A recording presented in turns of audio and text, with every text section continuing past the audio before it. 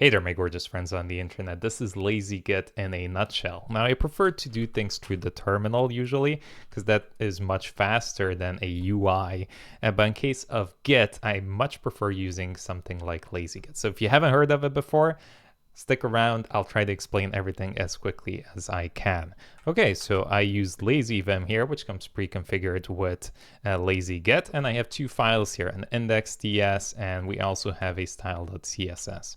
Okay, so how do you init a repository? Do you do it git init? No, don't be a pleb. You just do space gg, and there we go. It's going to prompt you up. Do you want to create a new repository? I'm going to hit yes, enter, and we can pick a branch name as well. Let's do main, and there we are. Here's the panel. So you can navigate with the panel with tab. As you can see, there's 5: status, files, local branches, commits, and stash. You can also do 1, 2, 3, 4, 5 as well. So we can go to 2 here. As you can see, these are not getting tracked right now because of the red exclamation mark there. So I can press space and space again to grab both if I want to, or I can do A to basically select everything that I have.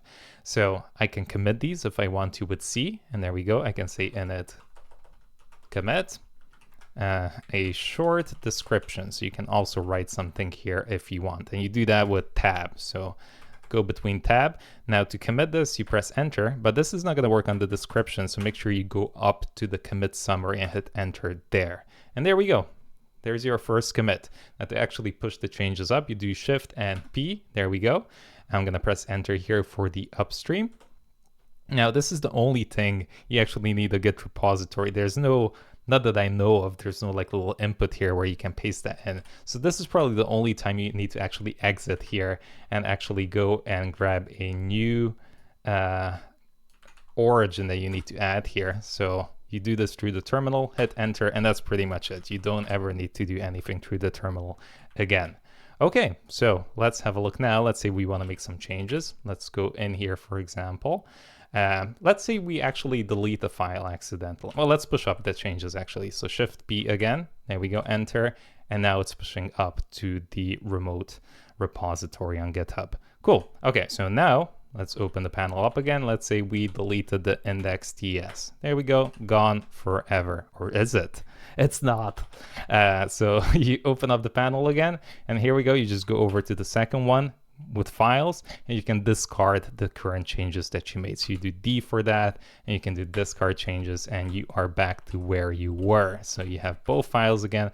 But let's say you committed the change. So let's say you deleted this, and then you went back here, right? You do C. Oh, let's grab it, right? With space, C, deleted index, TS, push the changes up, but then you realize, oh my God, actually that was the wrong decision and I want that back. So what you can do is open this up. We can go over to 4 here and we can simply discard that. So let's go up here, D, there we go, discard or drop the last commit, and hit enter, and there we go. And then we can do Shift B here because our branch has diverged. So we'll do a force push to keep everything nice and clean. And there we go. We are back to, again, where we were, and we only have 1 commit. Nice. Okay, let's have a look at branches as well. So let's say we want to fix up this high function. Let's open this up. You have to go down to the local branches here, so to number 3, and then you press N to create a new branch. Let's say fix high function. So there we go. And by default, it automatically selects it. So if I do space, as you can see, it's right there.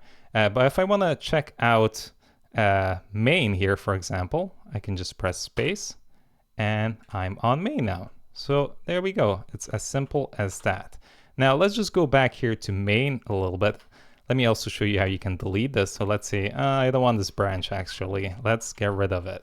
So you got to make sure you are on the main one, and then I can do D here and delete the local branch. There we go. So just D, simple as that. Okay, cool. Let me just do another commit because you can do the same to check out maybe an older commit with space. So here we go. Added console log.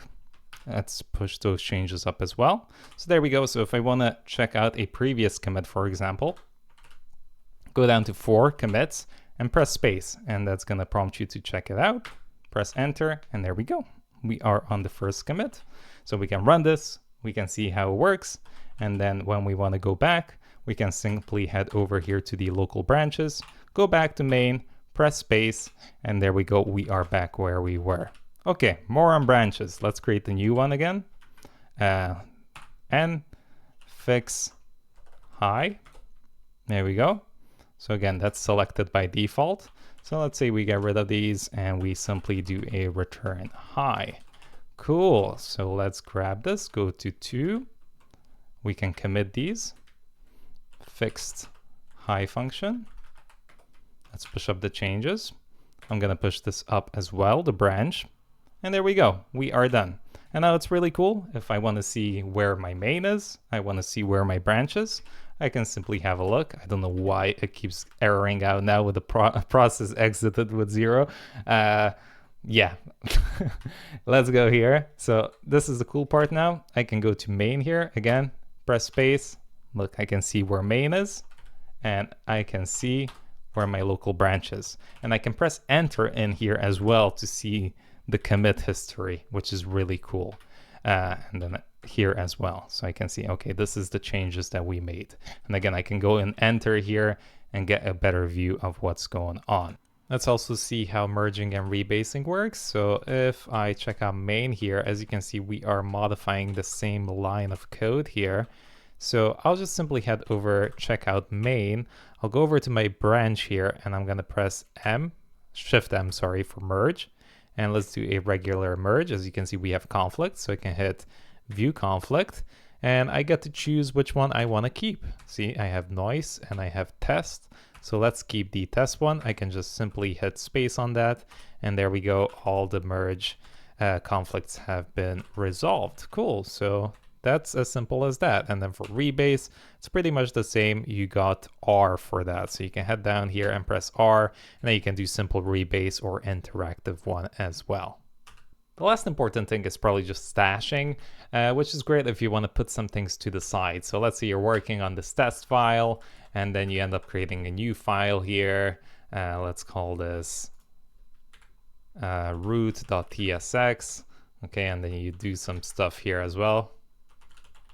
But you're like, actually, I kind of just want to put all of this to the side.